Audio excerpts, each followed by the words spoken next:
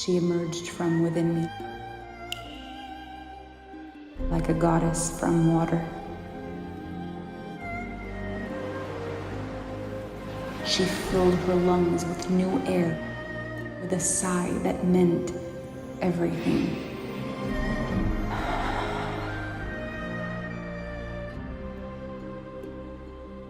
Relief, rebirth, release. She took in the world around her with an understanding of its fragility and its strength. She let the waters of her past run down her face. She took on a new name. She took on a new way. She became whole. She lives in me. She saved me. She is me.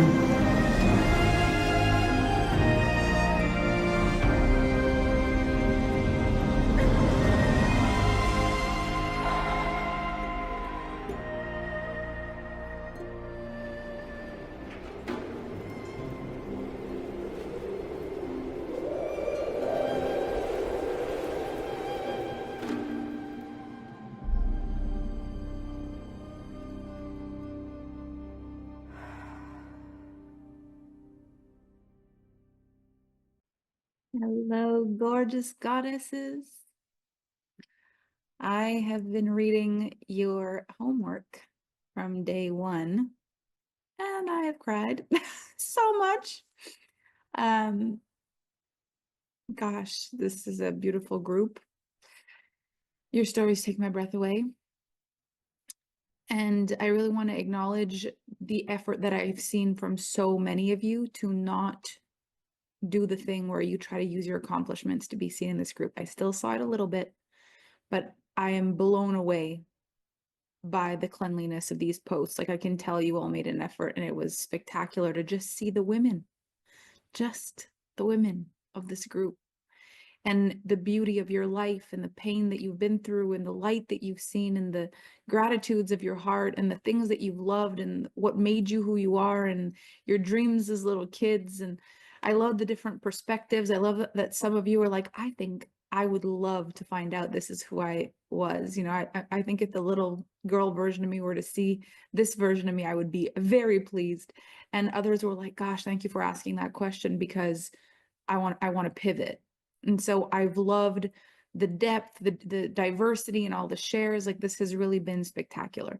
Hopefully after day one, how you have felt is that you have spent some time contemplating and honoring a part of yourself, no matter what the result was of that, whether you've realized that you absolutely love the way you're living your life now, and this is exactly what you would have always wished for, whether you realize that it's not what you would have hoped for, but it's actually even better for you than what you might have thought you wanted, or whether this opened your eyes to realize, gosh, there's so much more joy and so much pleasure and so much life for me to live, and I want to go back, and I want to get that magic out of me again, and I want to live like this, and I want to, whatever it is that you got. These contemplations are so powerful because it's very rare that in the middle of the week, in the middle of the month, for no reason at all, you just sit and wonder if this is exactly what you want in your life.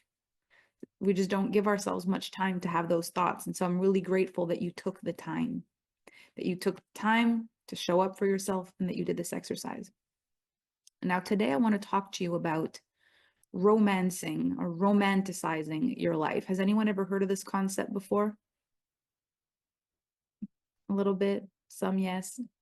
So this is something that I did not realize I was doing, but that actually completely changed the trajectory of my world, because I always had in my head the thoughts of what a day should look like, a year should look like, a life should look like. And it always felt like I was trying to build up to one day have that life. And I'm seeing Nicole is in the house with us. So we've got Nicole holding the vibes for us all today. I'm so happy you're here, Nicole. So I used to think if I did well enough today, eventually I could build something that equates to what I wish it could be. Can you resonate with that? Like today I've got to work and tomorrow it'll add up. Today I've got to do it and then I'll be able to live it in the future. It always felt like today was setting the groundwork for it and it would be something that would come later. And as I did this, it felt like I was running after my life. This is a very, if you look at the archetypes in the Alpha Femme brand, this is a very badass or boss thing to do. You badass through the hard stuff and you're like, one day it'll all pay off. Or you boss your way through the hard stuff and you say, one day it'll all pay off. And you say, one day I'll be rich and it'll all be worth it. Or you say, one day I'll be through the hard bit and then I can feel about it. But for today, I just need to go, go, go. And so I spent a lot of my life doing that. Also, because my financial situation, my relationship situation, my confidence situation, like if I were to look at my life in that moment, there didn't seem to be anything to just be happy with right now. So it felt like everything needed work. So I had to just work on everything before I could feel the way I wanted to feel. And on top of that, there was this other stressful feeling for me, which was that if I was grateful for what I had, maybe I would not receive what I wanted.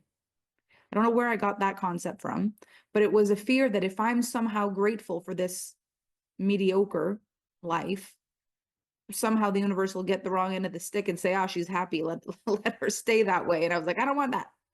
So it was like showing my dissatisfaction while praying for a different life, while waiting for things to change so that one day I could be happy. That was like the recipe of my life until romanticizing my life, which I didn't really realize I was doing.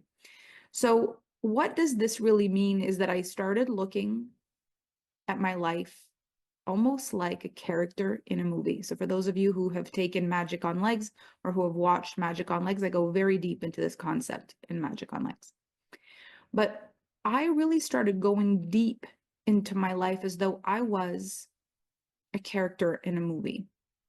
And why this was so important for me at the time is because in a movie, they can set the tone for just about anything and make just about anything meaningful. So what do I mean by this? You could have a scene in a movie where the main character is sitting at a little coffee shop on her own, journaling, and you know that this means something in the big scheme of things. Maybe you don't even know what she's writing, but you can see she's sitting there, she's on her own, and she's writing in a coffee shop. And if they were to cast this scene in a movie, there'd be a certain kind of music, there'd be a certain kind of angle that they would be capturing this scene in. There would be a feeling or an emotion that we'd be picking up from the main character. There'd be a tone, like a vibe, either a sadness or a beauty or a joy or a feeling like life is about to change. And in this one simple thing of a woman having a coffee, it would be possible to shoot it in a way where magic is happening, transformation is occurring, something big is stirring. And so I started living my life in a way where it felt like the scenes I was living when I was in my awareness could very easily have been a scene from a movie. But this is a very important piece of the puzzle, is that I did not have social media back then at all. So none of this was for show. All of it was a lived experience that I was having that felt like I was in the Truman Show. Has anybody ever here watched the movie The Truman Show? It felt like maybe the whole world was watching. Maybe I was in the Twilight Zone and this was actually all fake and my life was a figment of my imagination. But maybe also it was just for me, and maybe, but either way, I was living my life for myself. Every scene of every movie, it occurred for me. But I started living like God was a fly on the wall. So when I was about to do a self-sabotaging thing and I took a moment and be like, if God were a fly on the wall right now, would this be a good move to make or not? And when I lived absolutely beautiful things in my life, I lived them as though they were a scene in a movie. And so what's so interesting is I have had in my life, I have had, I don't know how many coffees, I don't know how many of them I have had, but I can very clearly remember the coffees that I've had when I was romanticizing my life. One of my most specific memories that I have, I was very early on in my personal development journey. I was just transferred to Toronto to learn the new product. I have a place to sleep, which I'm very grateful for, but I have no money. And I'm trying to sell this product. It's not working. And I decide to go for a walk. It's the spring in Toronto. And I walk outside of this hardware store and just start walking until I find what looks like, to me in my mind at that point, the most stunning oasis of a coffee shop. Like it looked like I just arrived in Greece or something. All pink flowers and greenery, all white hanging flower baskets, white umbrellas, like just where am I kind of energy. And I went in and I looked at the menu, and everything on the menu was so expensive. And there was this one thing on the menu that I could afford. It was like $6 or something, or $7. And it was iced coffee. And I don't know what, I could have bought lunch sandwiches for a week, but I was like, I want this moment.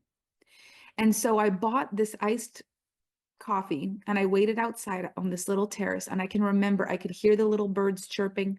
I could hear the cars buzzing by, but it didn't sound like Toronto anymore. I could have been anywhere. I could have been in Paris. I could have been anywhere. And I just sat there so grateful, waiting for this coffee to arrive. When they delivered me my coffee, I almost fainted. I was so excited. It came in a frosted martini glass with a really long, fine stem, and it was like totally frosted with this iced coffee inside. And I can just remember watching the water bead down the stem, and I felt like I was in a movie. And I thought, I've got a journal, I've got to write about this moment. And so I asked the woman that was serving if I could borrow a pen. She lent me this long, sleek pen. I took out my decrepit notebook, which had way too much writing in it. I was needing to find flip sides of pages to write in it. And I just sat there and started writing. And I remember what I wrote. I wrote in that notebook, if I was ever rich in my life, I would never take anything for granted. If I was ever rich in my life, I would go for lunch in the middle of the afternoon and just smell the flowers. I would enjoy coffee like it was the most important thing. I would never take anything for granted. I would just feel so grateful to have space and time. And I wrote, if I ever were wealthy, if I ever were rich, this is who I would be. And I remember, because I remember the sounds of the birds and the cars. I remember the sleek pen in my hands and the beautiful coffee with the water dribbling down the stem. I remember my full notebook and the sound that the pen made on the page. And I remember the way I was writing and the feeling that I felt. And it felt like a scene in a movie. It felt like I was calling in something with no evidence that I was, but I felt like I was. When I was done with that coffee, I went for a walk and got completely lost. And all of a sudden, I was in the middle of the swankiest street I had ever seen in all of my life. Everyone was walking around with bags that said either Gucci or Louis Vuitton or Yves Saint Laurent, like all these things that I don't own one of these things. I don't even know someone who owns one of these things. And everyone is walking around with these bags full of things. I'm like, I couldn't even afford the bag, the cardboard bag. Like, how is everyone here walking around with it? Where am I? And I remember calling Kevin, because he was actually the trainer at this point, and being like, I'm a little bit lost, but I'm going back. I just wanted to let you know. And he was like, no problem. And so I found my way back somehow to where I was working. And I ended my day, and it felt like I just had a dream. It was just a dream. And I went through this memory so many times in my life. I remembered the glass. I remembered the pen. I remembered the overflowing notebook. I remembered the pink flowers. I remembered the sounds. And I remembered the promise. I remembered every part of it. I had anchored it in like a memory that mattered in my life. And when you think about it, it didn't matter yet. Like I had no reason to decide that it mattered other than I fully committed to the experience that it did. I let myself feel. I let myself be completely immersed by the feelings I was feeling. Like I went all in. And I remember thinking about that for a very long time. A few years ago, Kevin and I went to this beautiful town called Yorkville in Toronto. And as I walked through the streets, I thought, I've been here before. He was taking me to the Tiffany's, where I ended up getting my ring from. And it was the exact street that I'd got lost on. I was walking on that street as a multi-millionaire years later, engaged, in love, and we were set to go for lunch, and I could not hold my tears back during lunch. All I could think about is I manifested this on this street. I got lost on this street. I got lost on this street this long ago. And now I'm here. And this is exactly what I wished I could do. But beyond that, it felt like I had honored my promise. Because one of the things I think really has made a difference in my success, and I can't say that this would be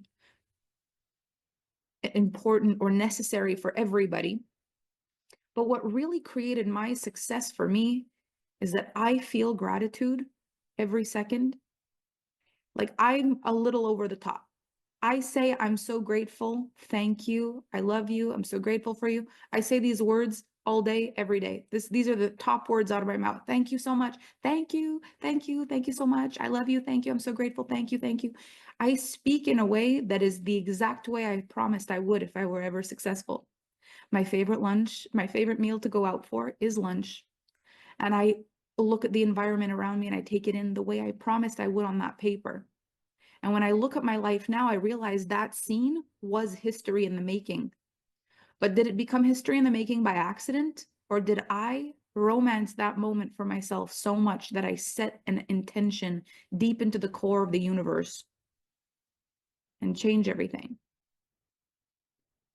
When I first started dating Kevin, we were both living in the same apartment that the company was providing for us, but it was a very thin apartment and there was 4 floors. Kevin lived in the basement, like a troll in Central Park, and I lived on the top floor like Rapunzel the princess. And from time to time, we would meet on the main floor where there was the living room and the kitchen. And then there was this other floor where there was laundry and 2 other bedrooms. And so although we lived in the same house, there were beautiful boundaries between us. Now, as we got closer and closer, sometimes we would meet up on the 2nd floor from time to time. But what happened one day is that the pipes in the laundry room burst and the entire ceiling of the living room caved in. And so we got relegated to the kitchen. Actually, even before this, let me tell you this other piece. We really did not have much money, neither one of us. Kevin didn't, I didn't. And when I found out I was really going to go bankrupt, when it was like the final papers and I had to go, I was so ashamed and I felt so bad that it felt worse than having no money. Bankrupt felt worse than having no money. And so I actually broke up with Kevin, not wanting to tell him that things were not good for me.